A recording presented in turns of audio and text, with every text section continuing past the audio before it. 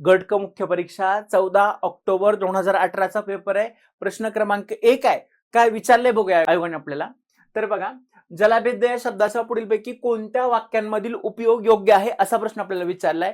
इथं आपल्याला ह्या जलभेद्य शब्दाचा अर्थ विचारण्यात आलेला नसून त्याचा वापर विचारण्यात आलेला आहे. पण त्या शब्दाचा वापर करण्यासाठी सुद्धा त्या शब्दाचा अर्थ आपल्याला कळणं गरजेचं आहे. तर बघा, जलभेद्य हा संयुक्त शब्द आहे, त्याची आपण फोड करूया.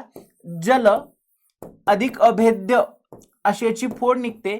जल म्हणजे पाणी, अभेद्य म्हणजे भेदू शकत नसणार, म्हणजे अशी वस्तू ज्याला पाणी भेदू शकत नाही, ज्याच्यामध्ये पाणी जाऊ शकत नाही, ज्याच्यामध्ये पाणी शिरू शकत नाही, अशा वस्तूला जलभेद्य असं आपल्याला म्हणता येईल. आता पर्याय बघूया. नदीच्या विशाल प्रवाहाने दोन्ही गावे जलभेद्य झाली आहेत, म्हणजे पाणी शिरलेलं आहे, पण आपल्याला शिरायला नको आहे, म्हणजे हे उत्तर नाही आपलं. यंत्राच्या खोक्यावर जलभेद्य आवरणे पाहिजेत जेणेकरून यंत्रांमध्ये पाणी शिरणार नाही, हे बरोबर उत्तर आहे आपल्यासाठी. त्याच्या खाली बघा, मातीची भांडी जलभेद्य असल्याने गार होतात. जर मातीची भांडी गार व्हायची असतील तर त्याच्यामध्ये पाणी शिरलं पाहिजे, म्हणजे जलभेद्य हा शब्द इथं बसत नाही बरोबर, म्हणजे हे सुद्धा चुकीचं आहे.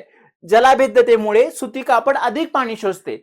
जर सुती कापड अधिक पाणी शोषत असेल तर त्यामध्ये पाणी शिरणार आहे, म्हणजे ते कापड जलभेद्य नाही असं आपल्याला सांगता येईल, म्हणजे हे सुद्धा चुकीचं आहे. फक्त ब बरोबर आहे असा पर्याय कुठे आहे बघूया. पर्याय क्रमांक 2 मध्ये आपल्याला तो उपस्थित दिसतोय, म्हणून प्रश्न क्रमांक 1 चं उत्तर आहे फक्त पर्याय क्रमांक 2.